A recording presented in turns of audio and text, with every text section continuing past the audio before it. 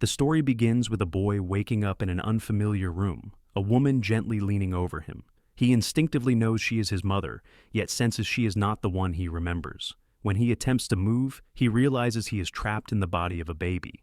Even so, he can somehow view his status, but all his stats are reset to 1, and he has no name.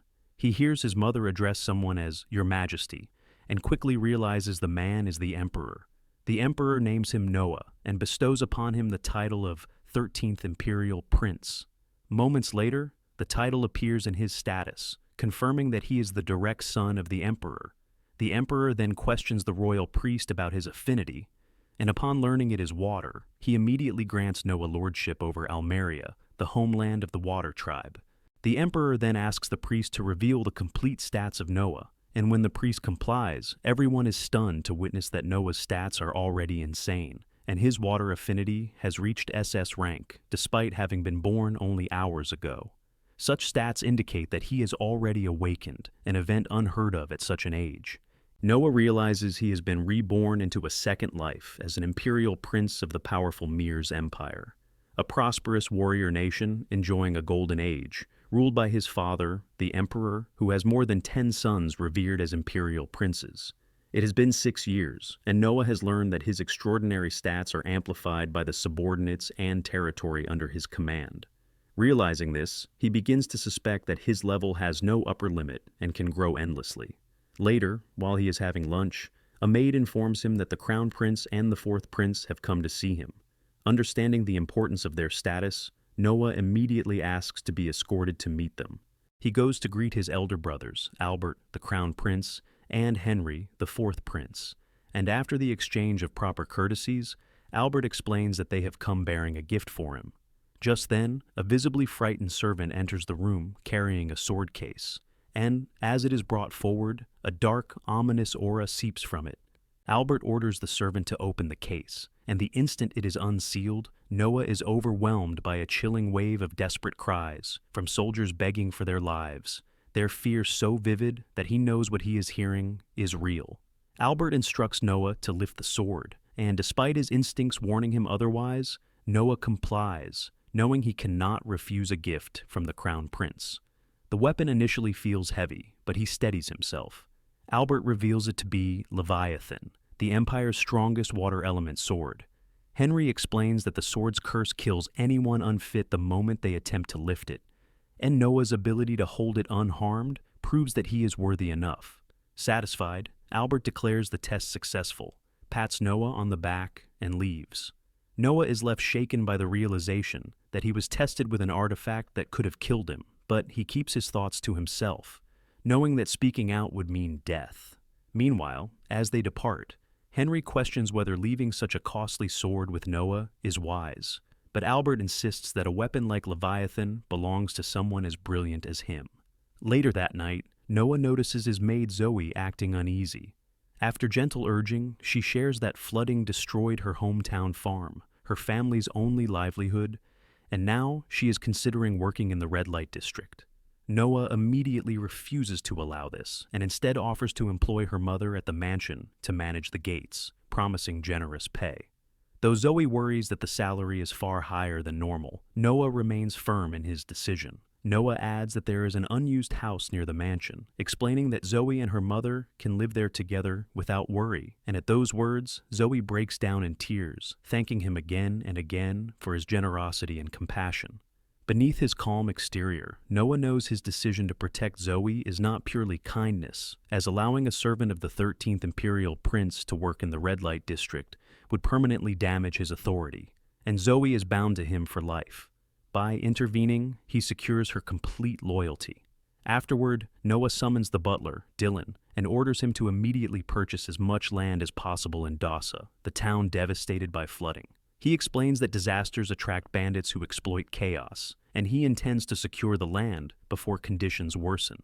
Dylan is astonished by Noah's insight and foresight, and while he agrees that the plan is sound, he points out that the major obstacle is funding, as the land would cost several 100,000 ren.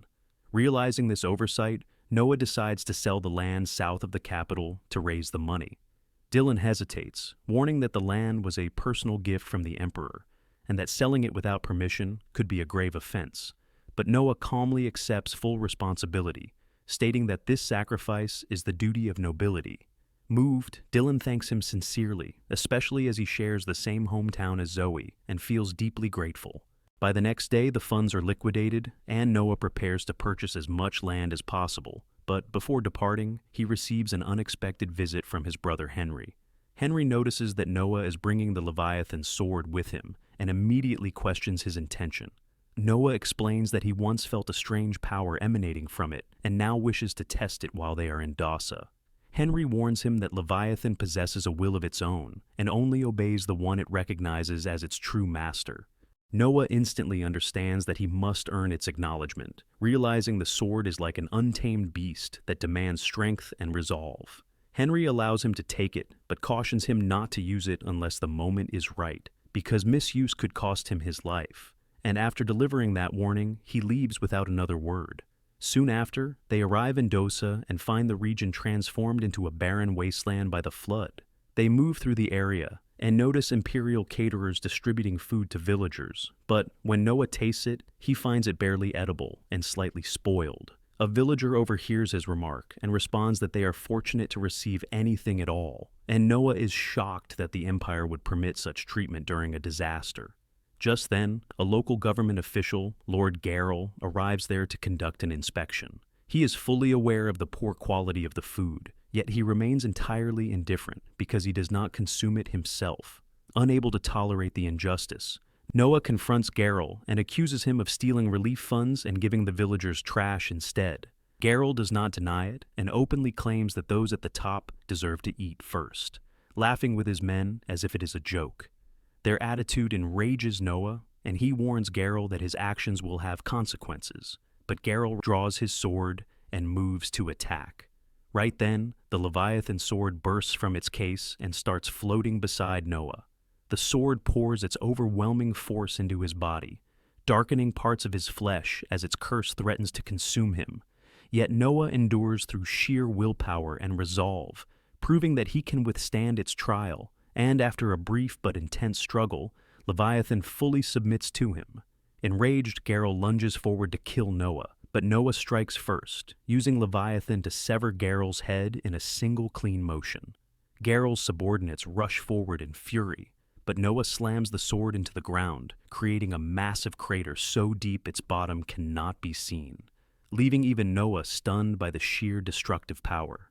Shortly afterward, Rowan, the night captain assigned to Dosa, arrives and freezes at the sight before him, then immediately kneels when he recognizes Noah as the 13th Imperial Prince. The others look on in confusion until Rowan announces Noah's identity, causing everyone present to bow in fear and respect. Noah calmly explains Garrel's crimes and how he stole from the villagers, stating that his execution was justified, and then orders Rowan to punish the remaining corrupt officials and restore proper food distribution so the people can eat well. The villagers respond with overwhelming gratitude, praising Noah for saving them and bringing order back to their town. Elsewhere, Albert receives a report confirming that Noah has successfully tamed the Leviathan sword, and he smirks, realizing Noah is far more valuable than he originally anticipated. Later, Noah meets the Emperor, expecting punishment for selling the gifted land, but instead is praised for preventing bandit exploitation and for mastering Leviathan. And when Noah's stats are checked again, his water skill has risen to triple S rank, due to the many subordinates he gains through his actions in Dasa. And deeply impressed, the Emperor asks him to continue using his abilities for the sake of the Empire, a request Noah accepts without hesitation. Later, Noah visits the city after hearing that a talented young singer, Alice, is performing there, and as the show begins, he listens closely, captivated by the clarity and beauty of her voice as she sings on stage. However, just then, a group of thugs storms into the theater, shouting at the girl and accusing her father of owing them a large sum of money, explaining that she is only working as a singer to repay the debt. They dismiss the idea that singing will ever earn enough and threaten her, ordering her to work in the red light district instead, while the audience watches in silence, too frightened to intervene. Before the situation escalates further, Noah steps onto the stage and calmly recites a law from the Imperial Constitution that clearly forbids forcing children to repay their parents' debts, stating that their actions are illegal. The thugs tell him to mind his own business and threaten to teach him a lesson if he continues interfering, but Noah responds by summoning his sword and firing warning shots, making it clear that he is not someone they can intimidate. Understanding that they are outmatched, the thugs retreat while shouting threats, promising that Noah will pay for this the next time they meet. After that, Noah has his maid hand a business card to the theater owner and tells him that if the men ever return, he should inform them that the girl is under Noah's protection. The owner examines the card and is left speechless upon realizing that Noah is the 13th Imperial Prince. Noah then turns to Alishay and asks about her monthly living expenses. She hesitates to answer, knowing how much money she spends caring for her sick mother, but Noah tells her that he will pay her 25 ren so she can focus on singing without worrying about money, making it clear that she does not need to repay him, and he asks her to finish her performance. When Noah returns home, he is greeted by his headmaid and feels glad to be back, but he notices several people bowing outside the mansion gates without understanding why they are there. The maid explains that they are loan sharks who have come to apologize, saying they did not know Noah was a prince at the time, and Noah instructs her to send them away, stating that he is not someone they may approach whenever they wish. Just then, Henry arrives, having overheard the entire exchange, and he tells Noah that he made a wise decision, explaining that granting an audience to hoodlums like those men would only damage the reputation of the royal family. Noah agrees that accommodating people like them would indeed reflect poorly on their name, but he adds that reputation is not his real reason for ignoring them, calmly explaining that there is a singer he intends to support, and that allowing the thugs to believe he remains displeased ensures they will not trouble her again.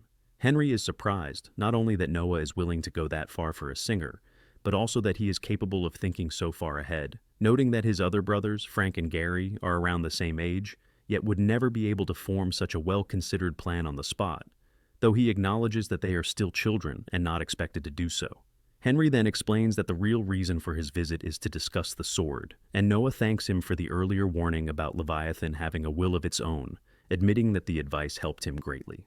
Henry is pleased to hear this, but asks how Noah manages to carry such a large and unwieldy sword, since it should be far too inconvenient for someone his size, and Noah responds that it is not a problem, demonstrating by making the sword appear seemingly out of nowhere. Henry is stunned and immediately asks how he does it, prompting Noah to explain that he simply shrinks the sword and hides it within his sleeve, a feat no one has ever achieved despite Leviathan being a national treasure for centuries, which Henry takes as further proof of Noah's natural talent. Later that evening, Noah escorts Henry to the front gate so he can return home, and there he notices the same thugs from earlier, still kneeling and begging for forgiveness, though he pays them little attention.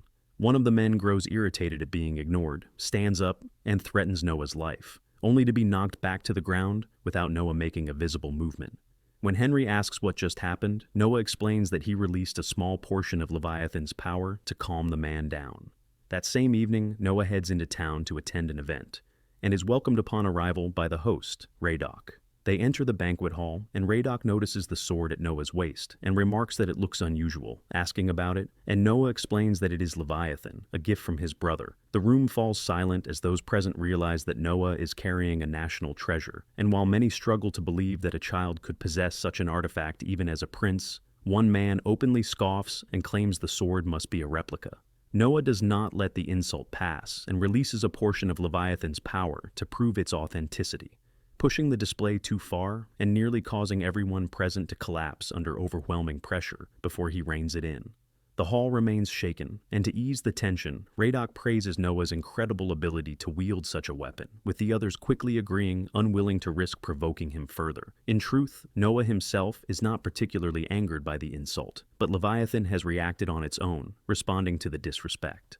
Radok then asks Noah what punishment he intends for the man who insulted him, and although such disrespect would normally warrant severe consequences, Noah decides to let the matter go. The party continues as intended, and the nobles approach Noah one after another to introduce themselves, each eager to make his acquaintance. Among them is Byron Allen, the head of the Allen Company, who arrives with his daughter, Cindy. And after observing them briefly, Noah calmly states that Cindy must be adopted. Byron is taken aback by the remark and asks how Noah could possibly know. Noah explains that Byron carries himself with the natural composure of someone born into high society, while Cindy behaves like someone still learning its customs and expectations. And he adds that the way she looked at him when he mentioned her adoption revealed the instincts of someone who was once a slave. Byron immediately apologizes for not explaining sooner and admits that he originally bought Cindy as a slave, but after realizing how intelligent and quick to learn she was, he chose to raise her as his daughter so she could one day inherit his business, even assuming that Noah might disapprove of such a decision. Instead, Noah openly expresses his approval, telling Byron that he respects the choice he made and warmly invites both him and Cindy to visit his mansion anytime, as he would like to hear more about their lives. The next day, Noah heads into the market to look around, and while walking through the streets, he runs into his brother, Oscar, the 8th Imperial Prince, who asks why Noah is wandering the market alone. Noah replies that he is simply taking a stroll for enjoyment, though Oscar admits he does not see what is enjoyable about walking without purpose. And since Noah has no pressing obligations, he invites him to join a small treasure hunt. The suggestion immediately captures Noah's interest, and he agrees, allowing Oscar to lead him to Cobalt Street, a place famous for selling countless artifacts, but equally notorious for the large number of counterfeits mixed among them, making the search for genuine items especially difficult. They spend the afternoon browsing stalls and inspecting goods, but no matter how carefully Oscar looks, he fails to find anything worthwhile, and eventually decides it is time to head back. Just as they are about to leave, Noah notices a book that catches his attention, and without hesitation, he offers to buy it, prompting the stall owner to name the price as 3 ren. After paying, Oscar comes over and asks Noah whether there is anything special about the book, but the moment he looks at it, he realizes that it is the grimoire of the legendary sorcerer Andrea, an artifact that would normally be worth thousands of ren, meaning the stall owner has unknowingly sold away a fortune. Oscar asks how Noah knew it was a grimoire, since very few people even recognize its appearance. But in truth, Noah admits to himself that he did not know at all, because he only noticed one of his stats increase the moment he touched it, and decided to buy it for the reason alone. Noah points Leviathan toward the book, and dark energy suddenly pours out as a malevolent spirit emerges from it, revealing that the grimoire contains the sealed soul of the sorcerer. Oscar immediately understands that the spirit, now twisted by resentment, will attack anything nearby, and warns Noah to stand back. But Noah already knows what to do, and raises his sword, unleashing a full-powered water slash. The spirit is destroyed instantly, and while Oscar is relieved that the threat is gone, he worries that someone might have been injured during the chaos, only for Noah to calmly explain that he aimed the attack toward the sky to avoid harming anyone.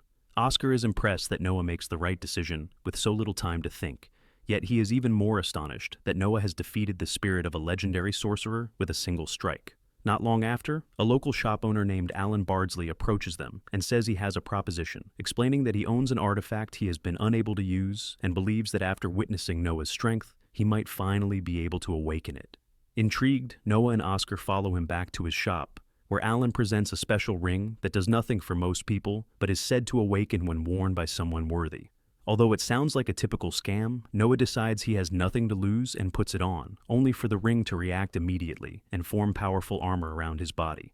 Seeing its many defensive abilities, Noah decides to purchase the ring. On his way back, he unexpectedly gets a chance to test the ring when the same loan shark from before tries to attack him out of revenge. The ring automatically forms a shield, blocking the attack and knocking the man to the ground, making sure he cannot cause any more trouble. Later, Noah attends another performance of Alice, and right on cue, trouble arises again when 2 drunken men jump onto the stage after her performance and begin harassing her, prompting Noah to step in and drive them away. Growing tired of the constant disturbances, he asks the theater owner to stop admitting customers like them. But the owner admits that, while it is a problem, those are the only patrons keeping his business afloat.